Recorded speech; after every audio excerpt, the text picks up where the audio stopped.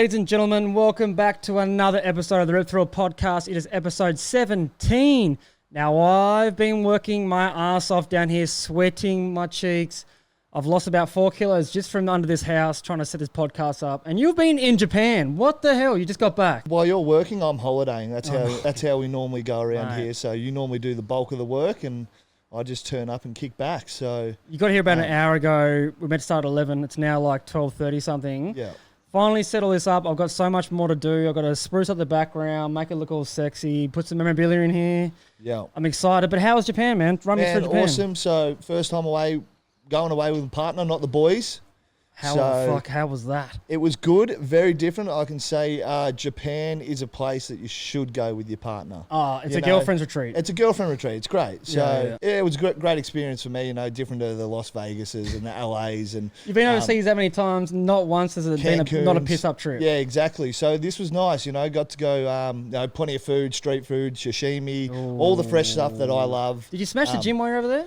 I got a few sessions in. The gym not really accommodating for what I need, but the food definitely was. So a lot of walking. Yeah, 20,000 steps a day type of setup. So bullshit. but a lot of wildlife, feed the deers, this and that. Yeah. So it was a good trip. 2 weeks. 2 weeks maybe just a tad long for me. So maybe like week and a half. I would have liked 10 days would have been good for me, but got a lot done. So I was happy with it. I'm refreshed. I'm ready for a big footy season. Oof. And, we've got a lot coming in this year. It's about to get real busy. It is, and I'm excited for it. This is the first time that I've actually ever been keen on a footy season, like to watch as a fan of the game. Yeah. Because I lost a lot of love for it, but even to start this podcast back up, the vibes you give when you're watching footy on the weekends just gives me a little rock hard. So I've been watching like games, all the preseason stuff, been doing tons of content for it, so it's going to be massive. Yeah, your passion started to come towards the back end of the year, the final series we had last year. So it'd be good to see a fresh Robbo back into the footy things. We know what you like. You're a madman, so the flat screen might cop one watching a game or two, but it'll be good to have you back in full flight. And you just mentioned before that it is coming up to the footy season, and it's not the real thing. We get that, but we have a game this weekend, Saturday. Real thing or not, if you're a footy fan, we love to see a new game. None of this replays anymore. I've watched the grand final so many times. I'm ready for a fresh game, see some fresh players in a different format. We've got the Indigenous team playing Fremantle. Now, we just did mention the game starts 4:30 on Saturday at Optus Stadium, and obviously it's Perth time, so I don't know what the fuck is going to be over here. But they have released their leadership group, the Indigenous All-Stars. Our mate, Sun Walters, has been named captain. So he's a captain.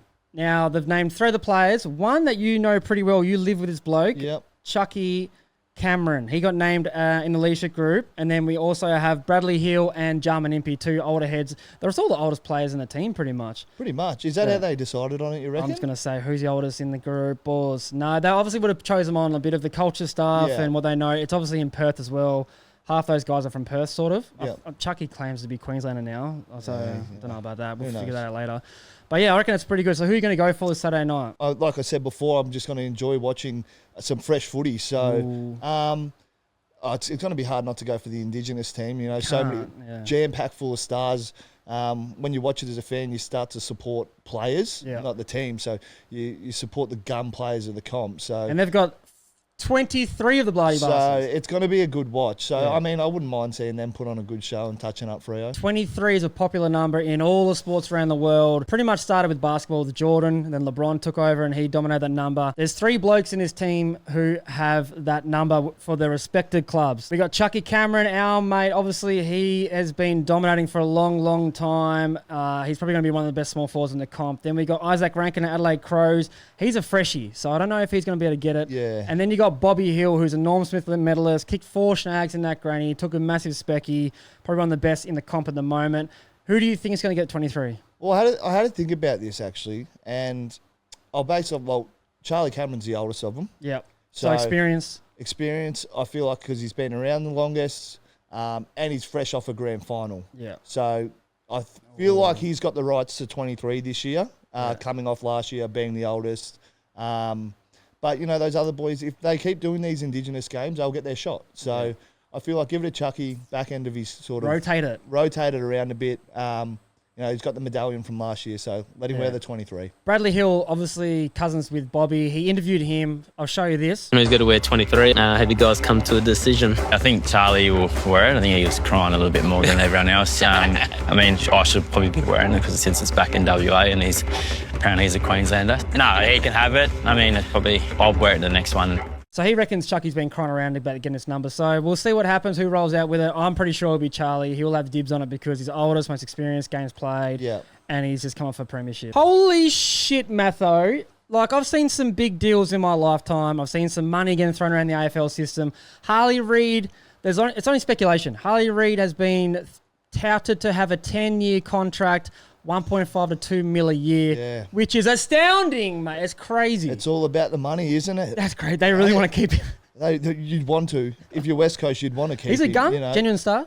I think so. And I think what they like, where they're going as a club, they need to keep these guys. But 20 mil's a lot of money. That's a lot of money. And you could think of what that could have bought, like players-wise. But we don't know what they see for him and his future. But they just don't want any players to keep leaving. That's like, fuck, Harley, we want a number one draft pick to stay. He's my bank account. The way the AFL is heading, it's the money is getting out of control. Yeah, like you just Young from Freo to sign a 7-year extension. Like, yeah, it's just like the Deconing offers now as well. 12 mil. So I mean, it's getting up towards low base American athlete status. Like it's going to be big drop off from the best their pay. year to like that have been picked in the woods for $1 million. So. It's getting right up there. I don't know where they're getting this money from. I don't know what they're doing, but I could only imagine what the future holds for AFL and players coming into it. The deals and the money getting thrown at them could be ridiculous. That'd be the biggest contract in AFL history, obviously, and we're only touching the surface of like the American sports. We've got nowhere near to get towards that. Yeah. But then you got to think like, who's the biggest deals we've had? We've had like Buddy Franklin, Dusty, Gary Ablett Jr. probably like there as well. He owned half the Gold Coast at one stage with his house deal, was amazing. Basketball court in the background and shit. But I'm thinking like there's even been players who are terrible at AFL converts. I've only ever had 2 legitimate ones is Carmichael Hunt and Israel Folau.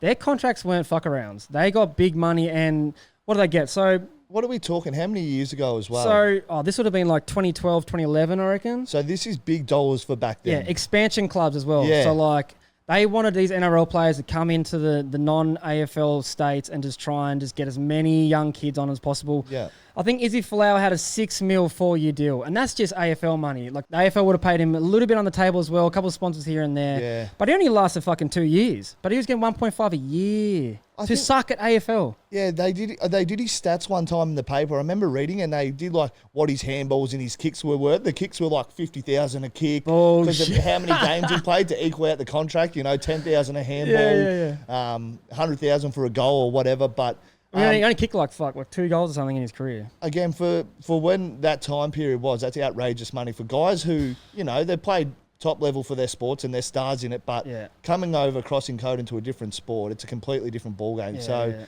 They've cleaned up. I don't mind AFL paying them blokes. They're trying to like get the non-AFL states like to buy in, and if you're going to get the 2 biggest stars in rugby and rugby union, then fuck, I don't mind it. And then you remember like Carmichael Hunt. He had... Carmichael Hunt was on $800,000 a year 4-year deal. Like that's crazy money. Again, who could have Gold Coast got back then? No one.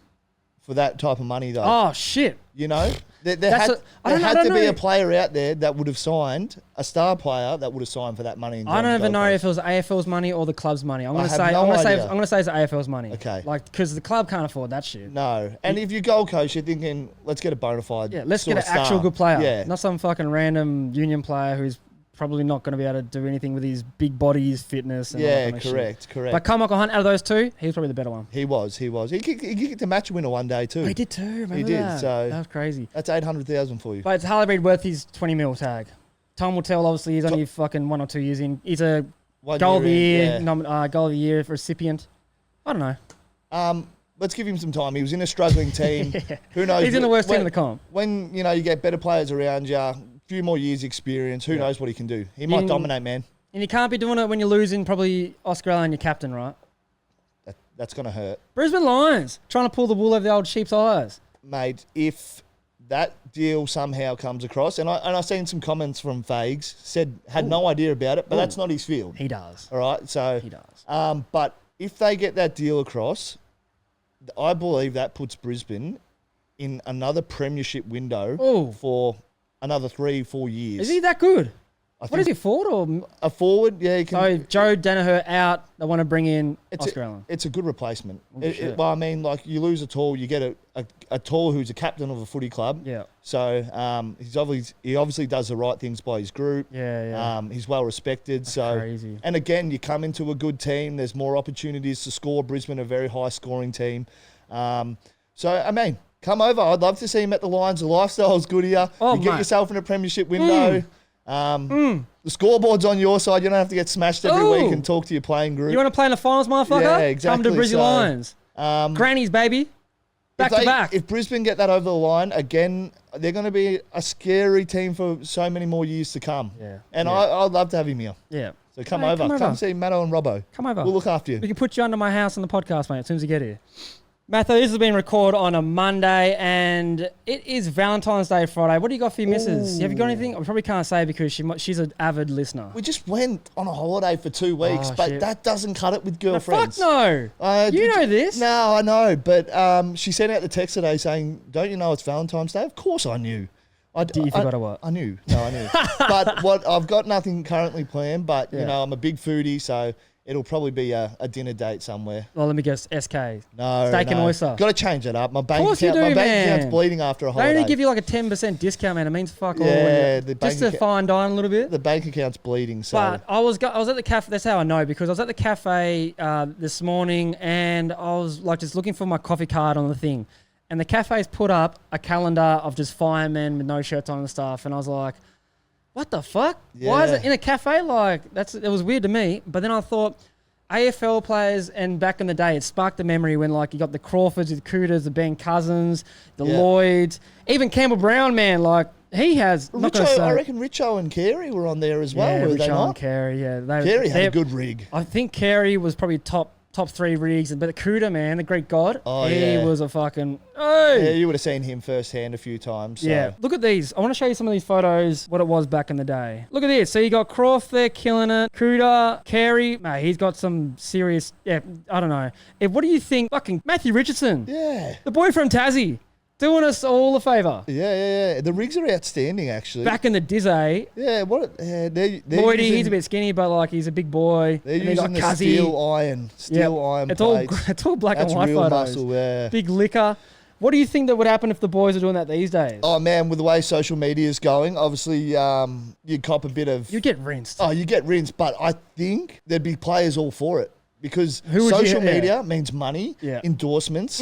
Boys get their chance. If you got a good rig, get it out. Who knows what happens? Get me on, If fucking you're cotton single, on. girls love it.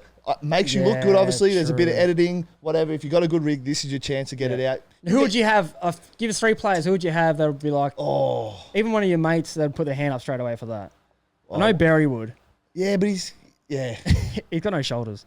he's got the scars, though. You know, girls dig scars. True. I don't know if they still do, but that was an old saying. But, you know, No, definitely. we always see Bailey Smith with his rig out Obviously, all the time. he's a number one so motherfucker.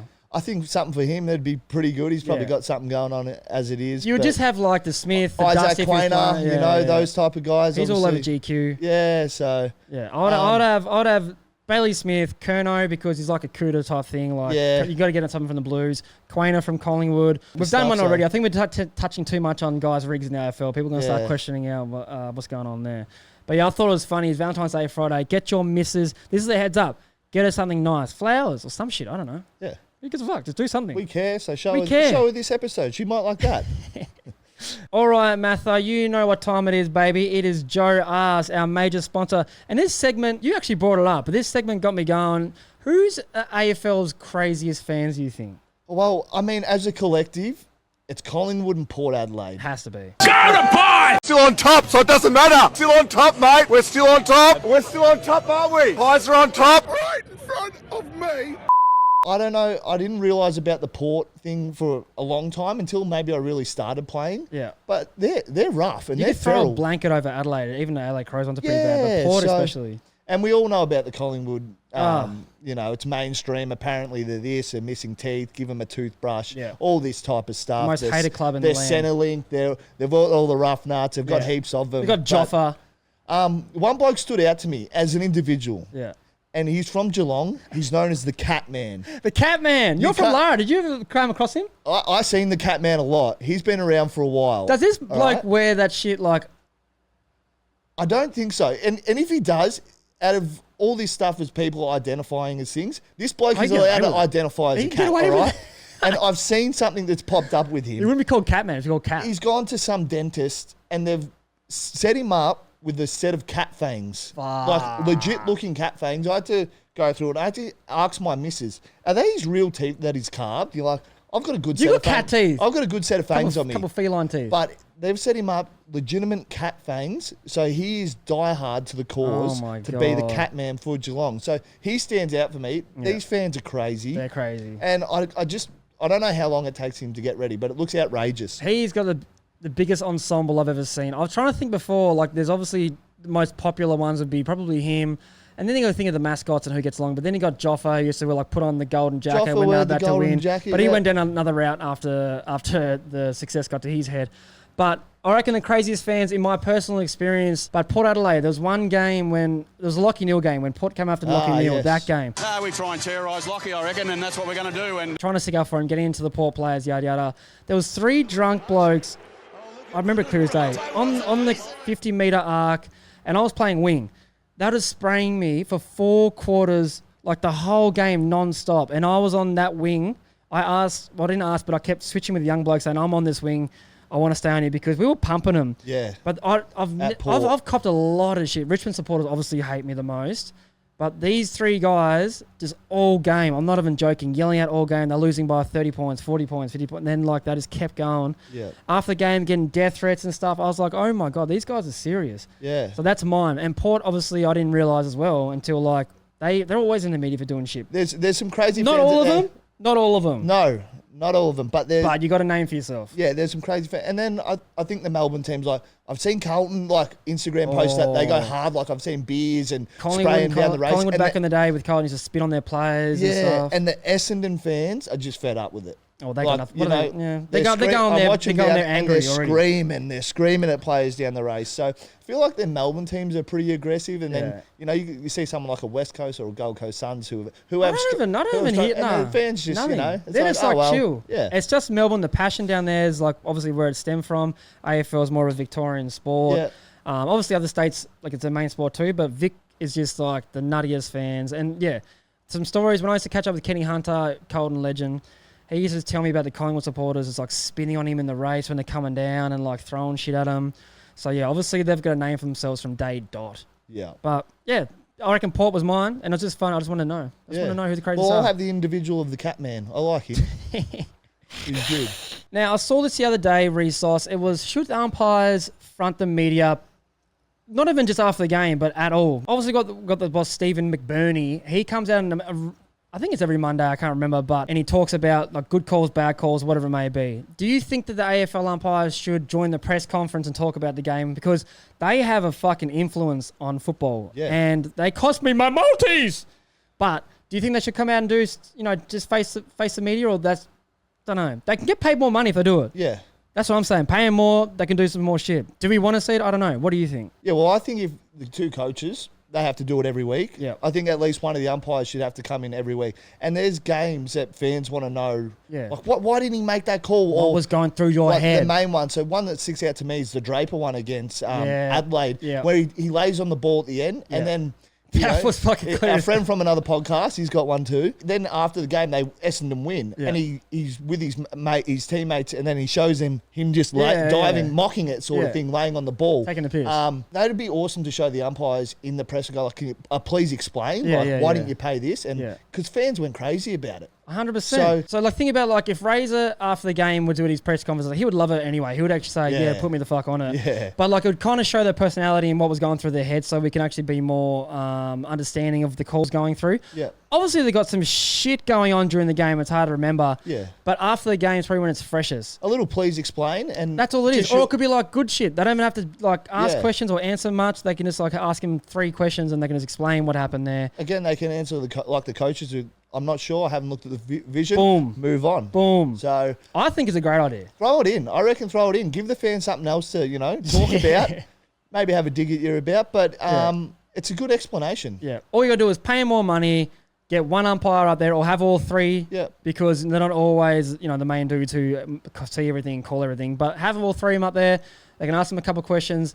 Maybe limit it to a couple of questions because, you'd be into them all day. And then, get on with it. Yeah. Because then you don't have to wait all weekend for this shit. Find Monday the boss go, yeah, it was a good call. Or, yeah, nah, AFL said no. Yeah. It's just what it is. I reckon it's a good idea. Put them on. There you go. Put them on. Umpires, you want to be on? Put them on. All right, it's a bit early for this type of stuff, Matho, but I've seen it getting around on the AFL Instagrams, other people's Instagrams, because the other day, Kane Lucas, one of my good mates from the Blues days, we have a little chat. It was me, Eddie, Jeffy, Yaron, Dennis Armfield, and he's like, oh, stiff boys, you guys didn't make the 22 since 2000. And he fucking photoshopped his name in there. It was actually pretty funny. Yeah, so good. That got me thinking, what team is the best 22 since 2000 to today?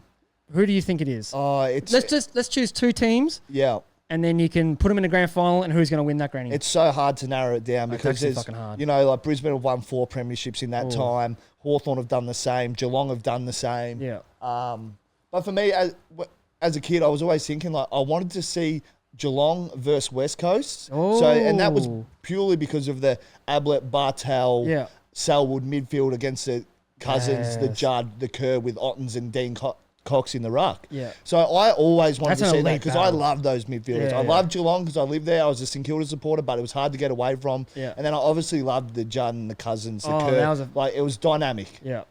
Both they of were the them best have, grannies going around. Both of them have Brownlows, Cousins and Judd, and then you've got Ablett and Bartel who have Brownlows. So for me, I always wanted to see that matchup. That's a good one. Always wanted to see it. Who wins that granny?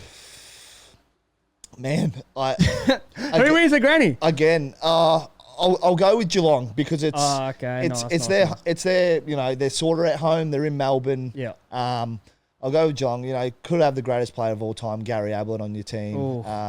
A young prime one. And then too. you forget about guys like Stevie J, Paul Chapman, all those guys. Their list was ridiculous. It was ridiculous. It's hard to say that Geelong aren't the best team in history. Well, I don't want to count the VFA or VFL, all that bullshit back in the day because that's fucking olden days. But from my memory, it's hard to go past Geelong. And they just keep turning up every year for finals and stuff. They always give themselves the best chance. Yeah. So I was obviously a Swanee supporter growing up. So I loved them. My mum and dad babysat Darren Cressler all back in the day. They all pop the knee back in. I based my game off him when I was younger. But I'm going to go with the Swannies, Matho. They've been in 6 granny appearances. Now, they've only won 2. So we can't, I don't really care about the grannies and who wins and who what, but they've made it 6 times. It's whoever's bet on the day, we know that. And they've got 2 Brownlow medalists. Obviously, it's Goodsy. He's won both. Yeah. But I think they would play against probably the Hawthorn. Hawthorn are one of the best outfits that I've seen just consistently through so many years. Obviously, they were shit for a little bit. Now they're getting back to finals and doing a thing. But that team that won 4 premierships is just I can't go past how good they were. And for so long. Yeah. They had, and then when we got Hodgie to Brisbane, we spoke to him a lot. I spoke to him a lot about it, and it was just it's crazy to understand 4 premierships. It is crazy. And we speak about how good Geelong was, and they touched them up in that 08 grand final, and that really set them off. So just some of the players they had, and obviously Buddy, Hodge, Mitchell, Lewis, Cyril, they've had some bloody cold heroes. Who have they had? They have had at Hawthorn. So who's that guy kicked 3 or 4 goals? What was his name? The blonde guy. Langford. Langford. Spanger, you mentioned. Spanger, yeah. Then the one at Sydney, he popped up and kicked a few goals. Yeah, one of the more Mitch Morton. Yeah, Mitch Morton. That's so. Geez, did he win one? He won one at Sydney. He got one, and he popped he up, got the medal. Yeah. But they've been in obviously 6 appearances and won 4 grannies. That team of Hawthorn. If they play in the granny against the best Sydney 22 since 2000, I think the Swans still get it done. Just have a look at their list. It's their team on paper. You think the Swannies do it? I'm bringing that shit up, Matho. I want to show you the team on paper. Look at this team. This is the Sydney best team. You got Lance Franklin, Papley, Barry Hall, O'Loughlin, Izak Heaney, Josh Kennedy, Dan Hanbury. Yeah. But that's who's a better version, Hawthorn buddy or Sydney buddy? Ooh, I'd love to hear who's the better version? Leave a comment down below. Leave a comment. But I reckon those 2 teams are just guns. I loved it. Good. I loved Sydney growing up. I love it. That's why I fucking hate West Coast. Now, I want to know, we're going to do power rankings during the year. We're going to do a top 5, bring teams in, bring teams out if they're doing shit, or if they're doing good, bring them in. I want to know who's your top 5 going to the preseason. Now, this means nothing. It's preseason. Yeah. But I just want to give the fans a little bit of something of what's going to be happening during the year. Yeah, so I'll go off my top 5, and this is based off what they've recruited, potential I've heard of, you know, where they're going to end up. Word on the street. You know, word on the street. This team's going well, this team's going well. So I'll start at number 5 with mine. Yep. And it's Collingwood for me. You know, they've got some big recruits. Yeah. Houston, Perryman. They Tim Membray if he plays. Tim Membray, which he'll come in handy. Yeah. So he was a very good player at St Kilda. Yeah. They didn't make finals. They come off a granny. They didn't make finals. Yeah. They got the Dacos injured a little bit. Injured a bit. So they've got something to prove, and I reckon they're going to move right up. I feel like they are the team if they don't finish in top 4, they've had a stinky year. I feel like if they're like a healthy list, they just look so fucking dominant. They do. And they've won it. But they won it 2 years ago. They got the blueprint. They know how to win them. Embarrassed themselves last year a little bit. And then my number 4, I've got Geelong. Yeah. And we know they're always going to be top 4. Yeah. They always push top 4. Yeah. And they picked up Bailey Smith. So it's just hard to go past the Cats. They're going to be thereabouts. Last year, they'll probably, you know... They lost a couple of players. They lost Hawkins, Tui. Yeah, they could have played Brisbane in the grand final. If it wasn't Brisbane... They probably should have won that game. The prelim was crazy. They probably should have won based off that... Best game ever. It's going to be very good. And then in the third spot, I've got Fremantle. Oh, because of your fucking boy? Not quite. Jeez, Benny Cole. If I get one more message from that dickhead talking about Fremantle. They were humming. Yeah. You know, they didn't have injuries. They were up there. They were humming.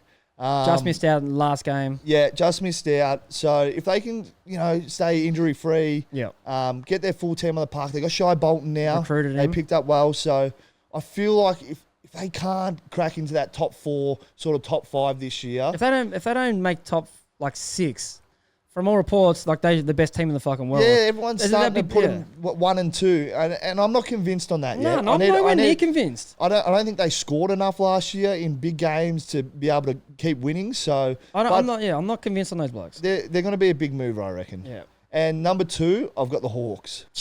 They are on a wave and they're surfing it, and they have recruited so well. They have Barras and Battle these type of guys. So the youngsters have got some serious belief in them. We see what Nick Watson was doing at training. Taking a specky. So they want that confidence wave, baby. That's what you said. And they just lost to Port. They just lost to Port in an absolute ripper. Yeah. So I reckon, you know, a year with those boys knowing that they can win now. Yeah. They're just gonna keep on going. And then at 1, I've got the Brisbane Lions. Of course. Yes, they lose Danaher. Of course. But they are coming off a premiership. Yeah.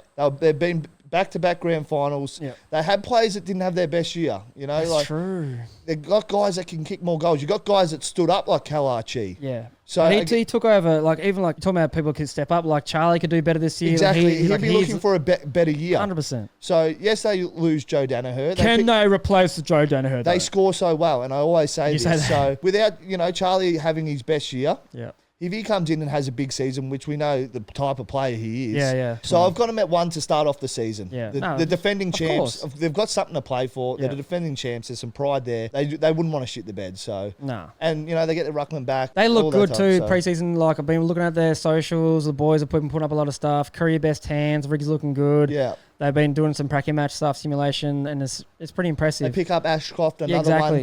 No, I'll rate that by you. That's actually a pretty cool concept. When the season starts, every 5 weeks, put teams up and down, or every 3 weeks maybe? We'll go like every 3 to 5 weeks. We'll see. Just let the ladder move. You know, teams have one off week here and there. So we'll see, and we'll get back to it. All right, Matto, that is episode 17. Big shout out to Joe Fortune, our major sponsor, for giving me a little bit of funds to do up this room. Now, it's going to be a lot sexier next week, trust me. I'll be doing some solo stuff during the week, so I'm not going to miss out on any fucking news. I can just come down here, boom, press record, talk shit for a couple of minutes, and get upstairs and have my lunch. Thanks for coming down, mate. Thank you look you. real rested from Japan. I know you're ready for a big year. Ready for a big year. It's all about to kick off now, so it's going to get very busy, listeners. Yes, it is. Let's go. Peace.